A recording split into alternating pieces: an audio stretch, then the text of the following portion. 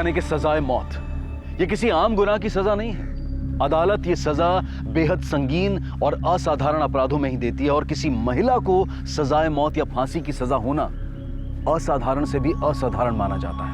आजाद भारत के कानून के इतिहास में रतनबाई वो पहली महिला थी जिसे न्यायालय ने 1955 में मौत की सजा सुनाई और तब से लेकर अब तक कुल 13 महिलाओं को मौत की सजा सुनाई जा चुकी है और इनमें से ही 2 बहनें हैं, सपना और रंजना भोयर, जो जेल में अपनी जिंदगी के आखिरी दिनों की उल्टी गिनती गिन रही हैं। रंजना और सपना भोयर 2 बहनें जिन्हें अदालत ने फांसी की सजा सुनाई थी। उनकी मां रुक्मणी भी इस सजा में भागीदार होती अगर तहकीकात के दौरान ही उसकी मौत ना हो जाती। सवाल यह है कि इतनी साधारण सी दिखने वाली ममता की प्रतिमूर्ति, अपने परिवार और बच्चों पर जान छिड़कती ये महिलाएं किसी जघन्य अपराध को अंजाम दे सकती थीं, और वो भी ऐसा अपराध जिसके लिए इन्हें फांसी की सजा दी जाए। आखिर इन्होंने ऐसा क्या अमानवीय जघन्य अपराध किया था जिसके लिए सदियों में किसी को दी जाने वाली मौत की सजा इनके नाम हो गई थी।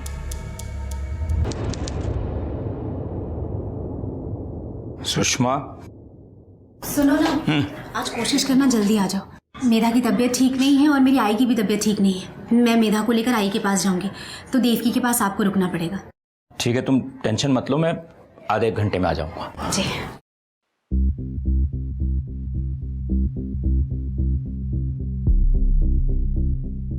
तुम लोग क्या कर रहे हो यहाँ? वो बाबा, हम लोग कुछ दिनों के लिए नासिक रहने आए हैं आई के साथ। आई का बहुत मन है मेधा को मिलने का, पर उसकी तबीयत ठीक नहीं है। इसके लिए आई ने हमें इधर भेजा है ताकि हम मेधा को लेके जाएं। हाँ बाबा, मेरा भी बहुत मन करता है अपनी छोटी बहन को मिलने का, उसके साथ खेलने का, वक्त बिताने का। बाबा सच में बहुत याद आती है उसकी। देखो, मेधा की तबीयत ठीक नहीं है, इसलिए मैं उसे तुम लोगों के साथ नहीं भेजूंगा। बाबा, हम उसे बिल्कुल परेशान नहीं करेंगे, उसका हम अच्छे से ध्यान रखेंगे और हम उसको टाइम पे खाना, दवाई सब दे देंगे। बाबा भेज दो ना, पता नहीं हम नासिक वापस कब आएंगे और उससे मिल भी पाएंगे या नहीं। हाँ बाबा, हम आपके घर के पास वाली धर्मशाला में रुके हुए हैं, चाहिए तो आप मेधा को देख के जाओ। भेज दो ना उसे। देखो, मैं सुनिए ना, जाने दीजिए ना। सौतेली है तो क्या हुआ, है तो बहन ही, मिलने का तो मन करता ही होगा। तुम लोग रुको, मैं मेधा की दवाइयाँ लेकर आती हूँ, बस टाइम पे दवाइयाँ दे देना। हाँ मेधा, उठो, देखो कौन आया है। चलो चलो चलो। ये दीदी हैं, मेधा। खेलना उनके साथ। मैं तुझे ताई, सपना ताई। ये लो दवाई। चलो, आई इंतजार कर रही है। हाँ बाबा, आप इसको लेने आना। हाँ, मेधा को लेने आना। हाँ?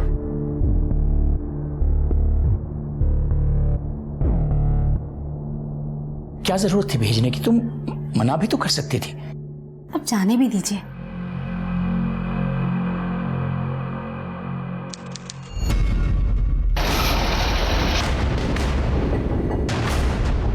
अरे, कल पूना से एक औरत आई थी, उसके साथ 2 लड़कियां भी थी। कौन से रूम में है वो लोग तो कल रात को ही चले गए, बहुत जल्दी में थे वो। उनके साथ एक छोटी बच्ची भी थी। हाँ, 2 लड़के थे और एक लड़की भी थी।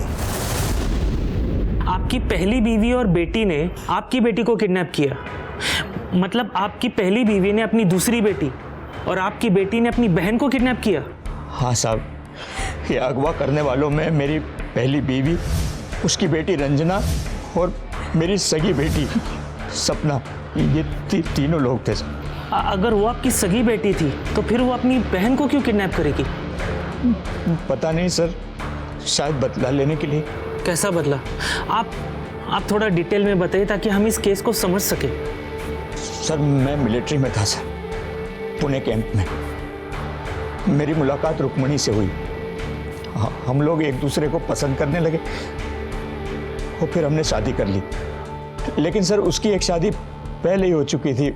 उसका पति ट्रक ड्राइवर था, उसकी एक बेटी थी रंजना, फिर हमारी एक बेटी हुई सपना। मैं उन लोगों से बहुत प्यार करता था, लेकिन उनकी हरकतों की वजह से मुझे उन्हें छोड़ना पड़ा। कैसी हरकत है? जेब काटने की। मैंने उनको समझाया सर, पर उन लोगों ने मेरी एक भी बात नहीं मानी, बल्कि मेरी बेटी सपना को भी उन्होंने अपने रंग में रंग लिया। उसे भी जेब काटने की ट्रेनिंग देने लगे।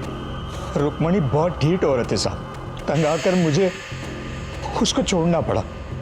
फिर मुझे सुषमा मिली और मैंने इससे शादी कर ली। हम लोग नासिक शिफ्ट हो गए साहब। जब आपको उनसे इतनी प्रॉब्लम थी तो फिर आपने अपनी बेटी को उनके साथ भेजा क्यों? बुरा वक्त था साहब, क्या बोलूं। आपके पास अपनी पहली बीवी और बेटी का कोई फोटोग्राफ है? नहीं साहब। कुछ आइडिया है वो कहाँ रहते हैं? कोई टेम्पररी या परमानेंट एड्रेस? पूना में कहीं रहते हैं, बस इतना ही पता है। लाखों की आबादी में 3 महिलाओं को ढूंढना, और वो भी सिर्फ उनके नाम की जानकारी के आधार पर, यह बहुत मुश्किल जान पड़ता है। रुक्मणी, रंजना और सपना को ढूंढने के लिए नासिक पुलिस ने पुणे पुलिस से संपर्क किया। पुणे पुलिस की हर संभव कोशिश के बाद इन तीनों का कुछ पता नहीं चला। मेधा को गायब हुए 2 महीने बीत चुके थे। किरण और सुषमा की आंखें आस लगाए नहीं थक रही थी कि न जाने कहां से उनकी बेटी अचानक उन्हें पुकारती हुई चली आए या उसके बारे में कोई खबर मिल जाए।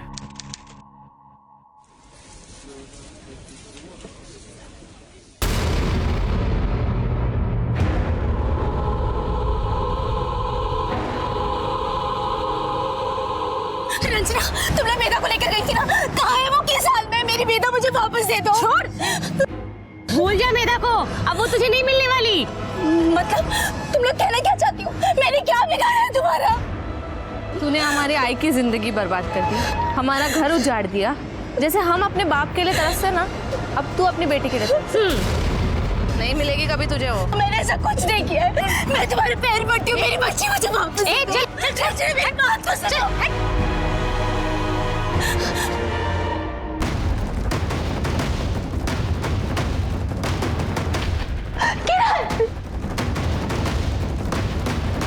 क्या हुआ? मैंने उन्हें मार्केट में देखा। कौन? किन्हें देखा? कहाँ? सपना और रंजना को।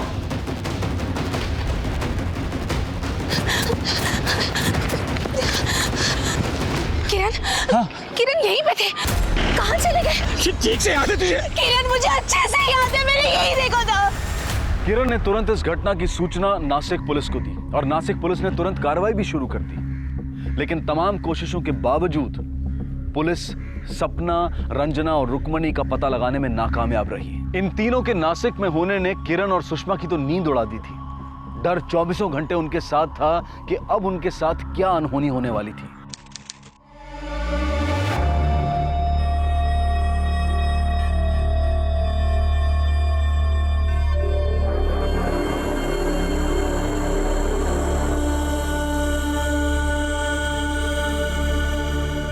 सुषमा, देवकी को स्कूल के गेट पर ही छोड़कर मत आ जाना। तब तक वहीं रुकना जब तक वो स्कूल में अंदर नहीं चली जाती। जब तक ये अंदर नहीं चली जाती मैं वहीं पे रुकती हूँ, और लेने भी स्कूल छूटने के 1 घंटे पहले पहुंच जाती हूँ। जब तक ये घर वापस नहीं आती अजीब सी घबराहट होती है। रोज प्रार्थना करती हूँ कि मेरी बच्ची सही सलामत हो, कहीं मेधा की तरह। ऐसा कुछ नहीं होगा, फालतू की बातें मत सोचा कर। स्कूल के प्रिंसिपल से बात हुई है मेरी, कह रहे हैं वो ध्यान रखेंगे इसका, और कुछ भी होगा तो सबसे पहले हमें खबर करेंगे। सब ठीक करेगा भगवान।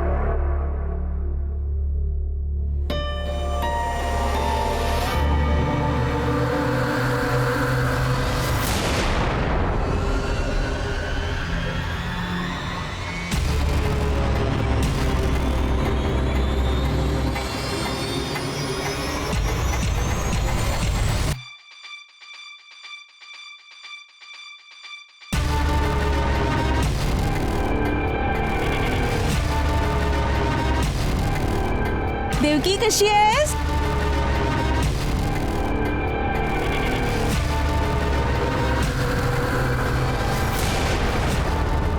लक्षात ठेवा तिच्यावर. काही काळजी करू नका, मी आहे ना.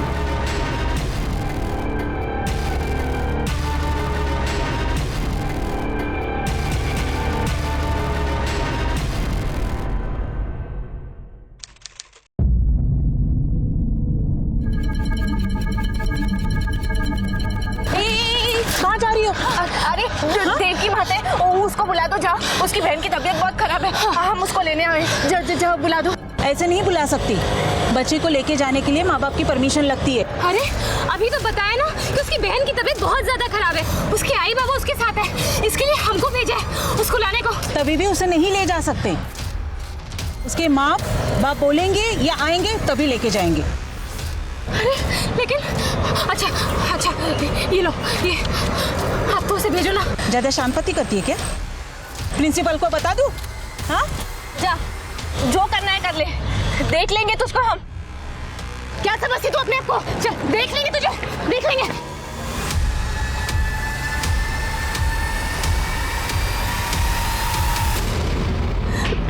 किरण, क्या हुआ? देवकी के स्कूल से फोन आया था, प्रिंसिपल ने कहा कि 2 लड़की आई थी देवकी को साथ ले जाने के लिए। तुम फौरन स्कूल जाओ और देवकी को लेकर आओ, मैं पुलिस स्टेशन जाता हूँ। चलो।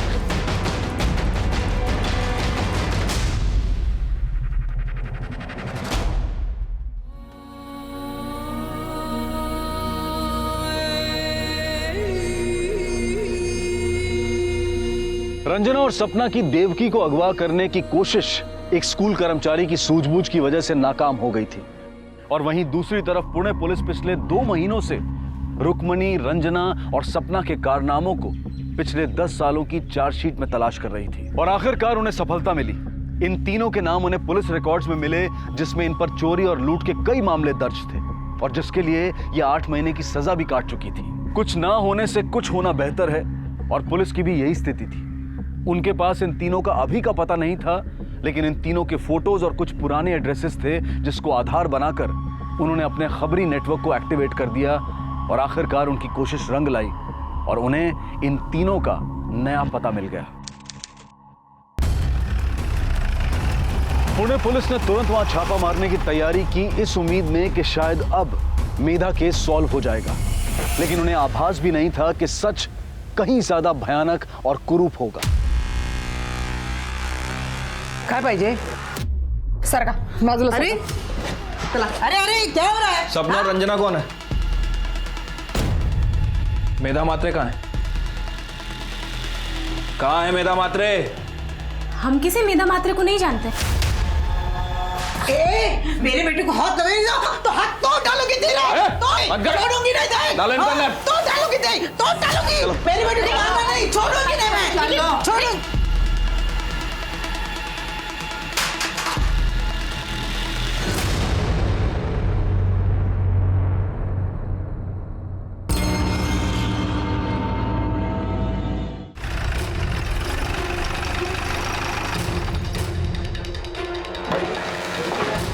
सर, ये रहे मनीषा। सारा घर अच्छे से चेक करो। Yes sir. सर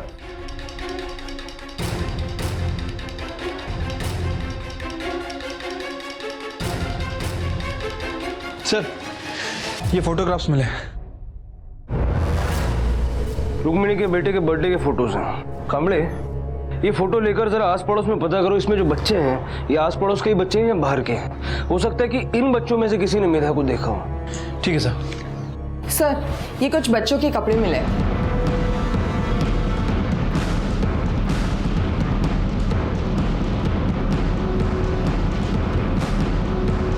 ये रुक्मिणी के तो 2 पोते हैं ना सर। ये लड़कियों के कपड़े हैं, क्या कर रहे हैं? और अलग अलग साइज के कपड़े हैं, मतलब अलग अलग उम्र की लड़कियां। अच्छा, इस फोटो में जो बच्चे हैं इन्हें पहचानती है? हाँ, इनमें से ज्यादातर बच्चे यही के हैं। लेकिन साहब, इस बच्चे को मैं नहीं जानती, पहले कभी इसे इस एरिया में नहीं देखा। इसे पहचानती हैं? इसे कभी देखा इस एरिया में? साहब, यहाँ तो बच्चे आते रहते हैं, कोई 2-3 महीना रहता है तो कोई 10-12 दिन में चला जाता है। पता नहीं कहाँ से आते हैं और कहाँ चले जाते हैं। मैंने तो उनको 1-2 बार पूछा भी था।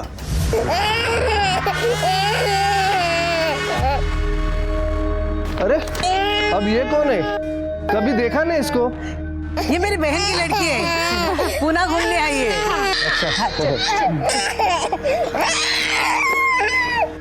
साहब, पिछले 3 सालों में कम से कम 10 से ज़्यादा बच्चे हमने देखे यहाँ पे।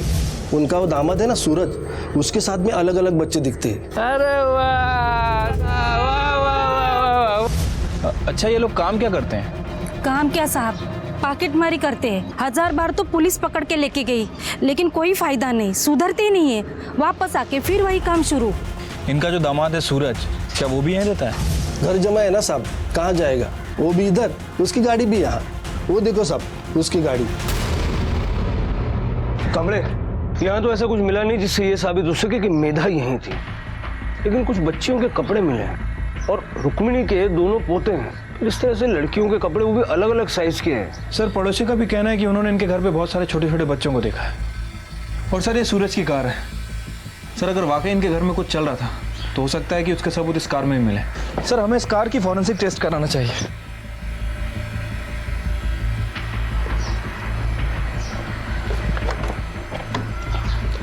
बोलो। और जब तक फॉरेंसिक टीम अपना काम करती है, हम जरा इन चारों से पूछते हैं कि बच्चे कौन है? कौन से बच्चे? वही जो तुम्हारे घर मेहमान बनकर आते थे और अचानक गायब हो जाते थे। किसके बच्चे थे वो? वो तो हमारे रिश्तेदारों के बच्चे थे साहब। कौन से रिश्तेदार? नाम एड्रेस दो जरा, हम भी तो पता करें। उसमें पता क्या करने का? रिश्तेदारों के बच्चे नहीं होते क्या? और कौन बोला 10-12 बच्चे देखे? 10-12 नहीं साहब, एक 2-3 ही बच्चे आए होंगे। 6-7 बच्चे होंगे सब। वो गांव से कोई इधर घूमने को आते थे ना, तो उन्हीं के बच्चों को देखा होगा। किसके गांव से? तेरे या तेरी बीवी के? गांव के बच्चे नहीं थे साहब, वो तो मेरी सहेलियों के बच्चे थे। वो जब घूमने जाती थी ना, तो अपने बच्चों को मेरे इधर छोड़ के जाती थी। और तुम घर पे बैठ के उनकी देखभाल करती थी? अरे साहब, अभी कोई देखभाल करने को बोला तो मना नहीं कर सकते ना, वो भी अपनी बहन के बच्चे को। कितनी बहनें हैं तुम्हारी में? आई की बहन का है साहब, वो तो मेरे बहनों के बच्चे थे। लेकिन तुम्हारी तो सिर्फ एक बड़ी बहन है जो तुम्हारे साथ रहती है। फिर ये बाकी की बहनें और बच्चे ये सब कहाँ से आए? अरे सब मुझे क्या मालूम कहाँ से आते थे, पर इतना मालूम है कि आते थे और फिर कुछ दिन के बाद चले जाते थे। कहाँ चले जाते थे? कहाँ मतलब? अपने घर जाएंगे। साहब क्या हुआ है? हमने ऐसा कोई भला बुरा काम नहीं किया है और बच्चों से हमारा कुछ लेना देना नहीं है। लेकिन मेधा से तो है ना। कहाँ है मेधा? कहाँ रखा है उसको? बोलो, मेधा कहाँ है? मुझे कैसे पता होगा वो कहाँ है? साहब मैं तो जानता भी नहीं है मेधा कौन है। ये सारे लाइन से झूठ बोल रहा है। अब इनसे सच उगलवाने के लिए हमें ब्लड स्टेन्स और कार की फॉरेंसिक रिपोर्ट का वेट करना होगा। कांबड़े, इन 2 बच्चों को पड़ोसियों ने नहीं पहचाना, इसका मतलब कि ये दोनों बाहर के हैं। लेकिन ये साबित कैसे हो? सर ये रुक्मिणी बहुत शोर मचा रही है। उसका कहना है उसके नाती को उसके पास छोड़ दे। गीता हम यहाँ उनकी फरमाइशें पूरी करने के लिए नहीं बैठे। उनसे जाके कह दो कि बच्चे एनजीओ में हैं और सही सलामत है, और दोबारा अगर पूछे तो 2-4 रख भी देना। कांबड़े, कल सुबह दोनों बच्चों को बुलाओ, देखते हैं उन्हें कितना पता है। ठीक है सर। केदार बेटा, लो बिस्किट लो, क्रीम वाले बिस्किट हैं, बहुत अच्छे हैं। लो खाओ खाओ खाओ। अच्छा, अब मुझे ये बताओ कि ये फोटो तुम्हारी बर्थडे पार्टी की है ना? हाँ। बहुत सारे बच्चे आए तुम्हारी पार्टी में, है ना? वाह। अच्छा बताओ, ये सारे बच्चे तुम्हारे मोहल्ले के हैं? हाँ। अच्छा, वैसे कुछ बच्चे तो तुम्हारे घर पे रहने के लिए भी आते थे ना? ये राजा है। अच्छा, ये राजा है। तो ये किसके साथ आया था? आज ही और आई स्कूल आई थी, पर ये ज्यादा दिन नहीं रहा था, ये चले गया था। अच्छा अच्छा अच्छा। और ये? अरे ये तो अमर है, ये मेरा सबसे अच्छा दोस्त है। तो बेटा ये अमर किसके साथ आया था? कौन लाया था इसको? इसको आई लाई थी, फिर ये मेरा दोस्त बना। बेटा कहाँ से लेके आई थी अमर को आज ही? पता नहीं, लेकिन अंकल उसके पापा के पास बहुत बड़ी गाड़ी है, प्लास्टिक की नहीं, सचमुच की। अच्छा, तुम्हें कैसे पता? अमर ने बताया। अच्छा, तो ये अमर तो अब आपके साथ नहीं रहता ना, ये कहाँ गया? वो तो नहीं पता कहाँ गया। बेटा तुम्हारे घर में ऐसे हमेशा रहने के लिए आते थे ना बच्चे? तो तुम कितने छोटे थे जब से बच्चे आते हैं इस तरह? इतना नहीं, इतना।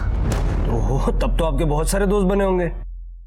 तो एक बात बताओ, तुम्हारे घर में कितने बच्चे आके रहे हैं? कितने बच्चे थे बेटा? 4? 40?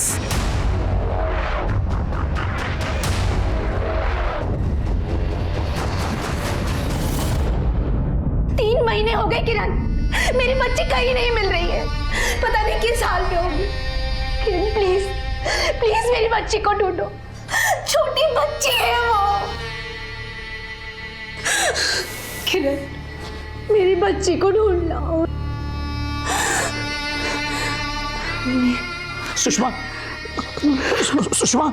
सर, रुक्मणी के घर की दीवार पे जो खून के धब्बे मिले थे उसकी रिपोर्ट आ गई है। सर AB नेगेटिव है। मैंने मेधा के फादर से कंफर्म किया, मेधा का ब्लड ग्रुप O पॉजिटिव है। और सर, रुक्मणी की फैमिली में भी किसी का ब्लड ग्रुप AB नेगेटिव नहीं है। मतलब वो खून किसी और का है? इनके घर पे जो बच्चे आए शायद उनमें से किसी का हो सकता है सर, क्योंकि सूरज की कार में भी जो खून के धब्बे मिले हैं उसका ब्लड ग्रुप O नेगेटिव है और किसी से मैच नहीं होता। मतलब ये मामला सिर्फ किडनैपिंग का नहीं है, उससे आगे भी कुछ है।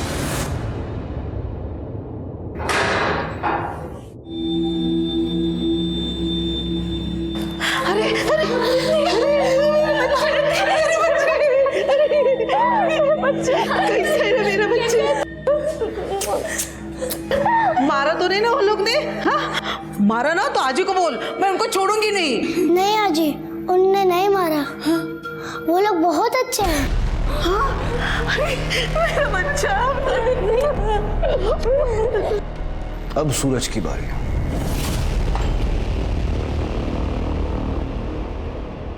बैठना, बैठ। क्रीम वाले बिस्किट हैं, मैं भी यही खाता हूँ। लेना कामले। पुलिस को ना लोग गलत समझते हैं।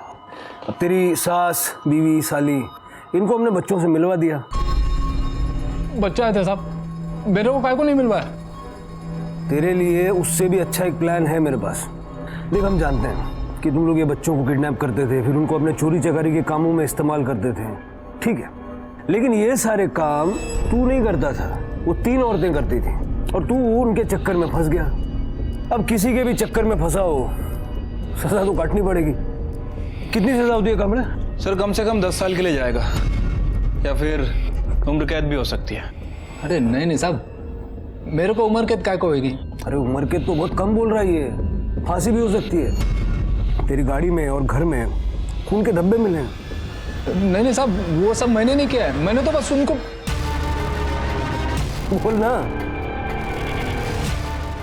देख, तू सिर्फ ये बता तूने क्या किया है और उन 3 औरतों ने क्या किया है। अगर तू सब बताने के लिए तैयार हो जाएगा तो हम तुझे सरकारी गवाह बना देंगे। सरकारी गवाह बनने का मतलब समझता है ना? तू सरकारी गवाह बन के हमें सब कुछ बताएगा, हम उनको सजा दिलवाएंगे। उसके बाद तू अपने बच्चों के साथ आजाद अपनी नई जिंदगी की शुरुआत कर, जैसे अपने बच्चों के साथ रहना चाहता रहे, ठीक है? वरना फिर ये उम्र कैद तो तय है। सब खून हुए होंगे तब भी। खून हुए? कितने?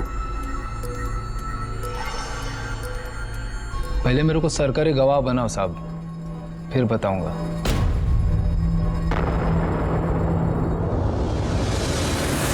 पुलिस को संदेह था कि पूरे दशक में इन्होंने एक नहीं बल्कि कई तरह के अपराधों को अंजाम दिया है, लेकिन रुक्मणी, रंजना और सपना अपने निर्दोष होने पर डटे हुए थे। आखिर पुलिस सच तक कैसे पहुंचेगी? क्या वो पूरा सच ढूंढ पाएगी? अब मैं अनूप सोनी आपसे विदा लेता हूं, फिर मुलाकात होगी। तब तक अपना और अपने परिवार का ख्याल रखें और देखते रहें क्राइम पेट्रोल डायल 100। सबक एक को, सीख हम सबको। जय हिंद।